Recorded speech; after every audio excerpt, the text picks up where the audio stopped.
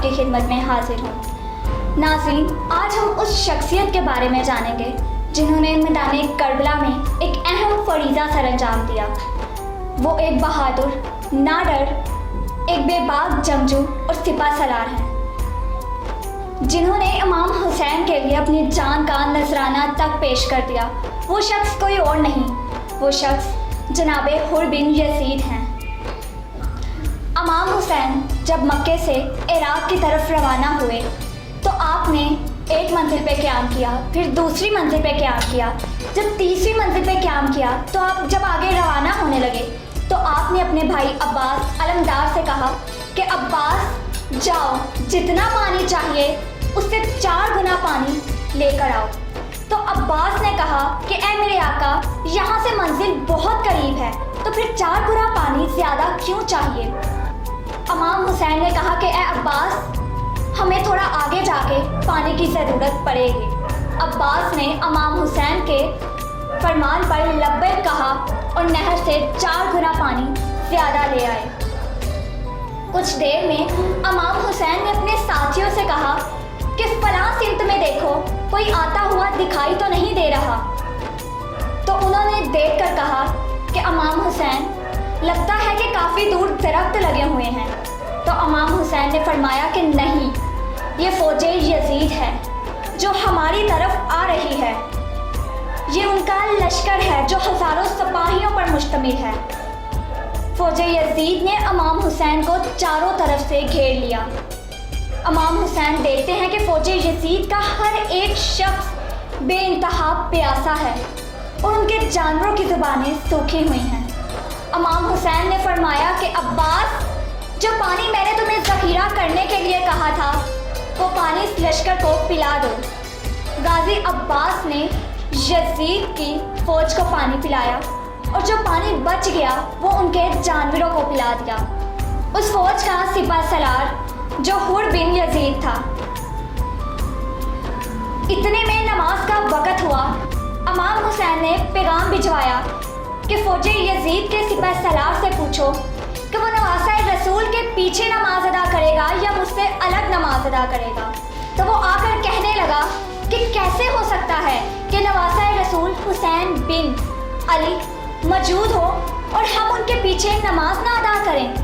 اور سپہ سالار نے جیسے ہی امام حسین کے پیچھے نماز پڑھنا شروع کی تو فوج یزید نے بھی امام حسین کے پیچھے نماز پڑھنا شروع کر دی۔ بس جیسے ہی نماز ختم ہوئی، امام حسین آگے بڑھے تو فوج یزید کا سپہ سالار حر بن یزید آگے بڑھا اور کہنے لگا کہ امام حسین، مجھے آپ کا رستہ روک کر آپ سے بیعت لینے کا حکم ہے۔ تو امام حسین نے فرمایا کہ کس کی بیعت چاہیے؟ یزید کی، جو اللہ کے دین کو جھوٹا کہتا ہے۔ اے حر، تیری نماز اور تیرے سجدے سے واضح ہے کہ تو اللہ کے رسول پر ایمان رکھتا ہے۔ پوچھ اپنے ضمیر سے، کیا تو دل سے یزید کی بیعت کرنا چاہتا ہے؟ اسلام کو جھوٹا سمجھتا ہے؟ میرے نانا حضرت محمد صلی اللہ علیہ وآلہ وسلم کی نبوت سے انکار کرتا ہے۔ وہ نظریں جھکانے لگا۔ اتنی دیر میں امام حسین جیسے ہی آگے بڑھے تو حر آگے بڑھ کر امام حسین کے گھوڑے کی لگام کو پکڑتا ہے۔ تو امام حسین فرماتے ہیں، اے حر، کیا چاہتے ہو کہ تمہاری ماں تمہارے غم میں روئے؟ حر پھر سے نظریں جھکانے لگا اور کہنے لگا، اے فاطمہ کے بیٹے، اگر آپ کی ماں فاطمہ بنت زہرا رسول اللہ کی بیٹی نہ ہوتی تو میں بھی آپ کو کچھ ایسا ہی جواب دیتا۔ امام حسین نے حر کی نگاہوں کو دیکھا تو حر کے دل میں اہل رسول کا عشق تھا۔ آپ فرمانے لگے کہ اے حر، ہمارے ساتھ چلو، ہم اپنی منزل پر خود رکیں گے۔ حر کی اتنی مجال نہ تھی کہ وہ امام حسین کو منع کر سکتے یا کچھ کہہ سکتے۔ امام حسین اور ان کا خاندان اور پیچھے پیچھے فوج یزید چل رہی تھی۔ چلتے چلتے ایک جگہ آپ رک گئے۔ امام حسین نے چاروں طرف دیکھا تو جناب عباس سے فرمایا کہ عباس جاؤ، پوچھو اس زمین کو کیا کہتے ہیں۔ لوگوں نے کہا نینوا۔ تو آپ کے پاس ایک بوڑھا آیا۔ اس بوڑھے نے کہا وہ بڑھا فرمانے لگا کہ اس قافلے کو کہو کہ یہاں سے چلا جائے، کیونکہ اس زمین کو کڑب و بلا کہتے ہیں، یہ زمین مصیبتوں کی زمین ہے۔ امام حسین علیہ السلام فرماتے ہیں اس زمین کا مالک کون ہے؟ اس زمین سے جو تعلق رکھنے والا تھا، آس پاس کے جتنے بھی لوگ تھے وہ سب آنے لگے۔ تو امام حسین نے 10,000 درہم دے کر اس زمین کو خرید لیا۔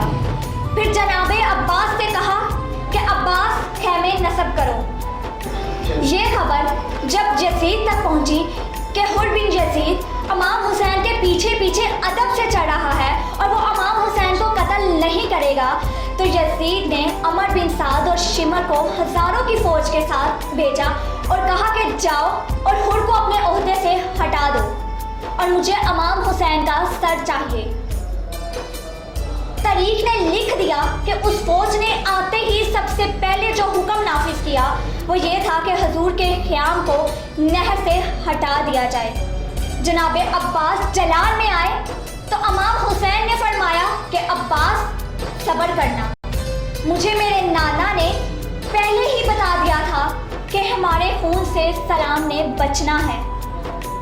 دنیا نے رسول اللہ کے خاندان کی شجاعت دیکھی ہے، اب رسول اللہ کے خاندان کا صبر بھی دیکھے گی۔ اور نہر سے خیام کو ہٹا دیا گیا۔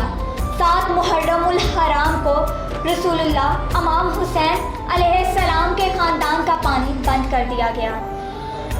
جیسے ہی 7 محرم سے 8 محرم، 8 محرم سے 9 محرم تک، ابھی تو حر نے دیکھا کہ سب سے پہلے نواسۂ رسول کا راستہ میں نے روکا تھا، کیا منہ دکھاؤں گا اللہ کے رسول کو، کیا منہ دکھاؤں گا رسول کی بیٹی کو، جب روز محشر اللہ مجھ سے سوال کرے گا حسین کے قاتلوں میں میرا نام آئے گا۔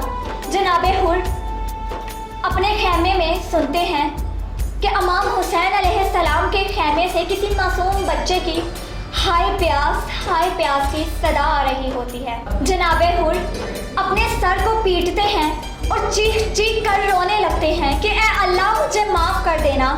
بس جیسے ہی 10 محرم کا سورج طلوع ہوتا ہے، اپنے بیٹے کو کہتے ہیں کہ میرے ہاتھوں کو رسیوں سے باندھ دو، میرے ہاتھوں کو رسیوں سے باندھ دو، مجھے میرے آقا امام حسین کی خدمت میں لے جاؤ۔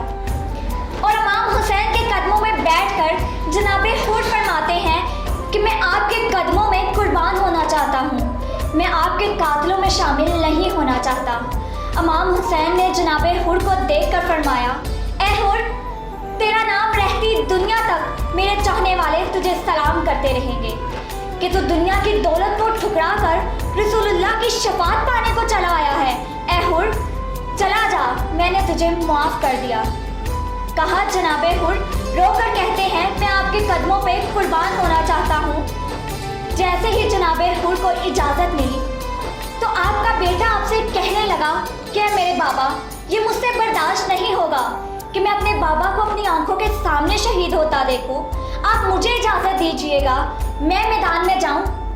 جیسے ہی جناب حر نے اپنے بیٹے کو اجازت دی تو وہ میدان میں گئے اور شیر کی طرح حملہ کیا، اور فوج یزید حیرت سے پوچھنے لگی کیا یہ لاکھوں کی فوج، اور کہا یہ معصوم سا بچہ ہمیں مارنے کے لیے آیا ہے۔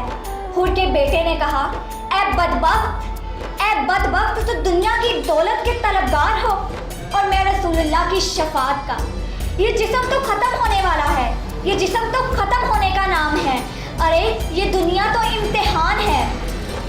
روز محشر تو دیکھو، اس دن کی فکر کرو جب اللہ کی عدالت لگے گی۔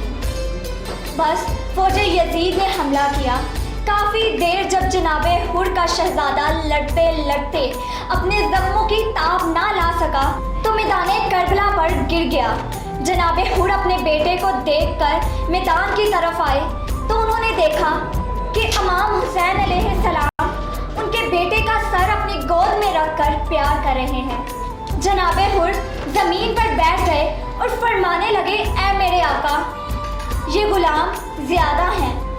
امام حسین نے فرمایا اے حر، اولاد کا زخم دنیا کا سب سے بڑا زخم ہے، کبھی کسی باپ کو نوجوان بیٹے کی لاش اٹھانا نہ پڑے، کہا حر تو تکلیف نہ کر، میں تیرے بیٹے کی لاش اٹھاؤں گا۔ جناب حر بھی میدان میں آ گئے اور شیر کی طرح کہنے لگے کہ اے ظالمو دیکھو، میں تمہاری فوج کا سپہ سالار تھا، مجھے میرے ضمیر نے جھنجھوڑ کر کہا کہ یہ حسین جنت کا سردار ہے۔ اللہ کے رسول نے فرمایا تھا کہ میرے حسین کا خیال رکھنا، میرے حسین کو تکلیف نہ دینا۔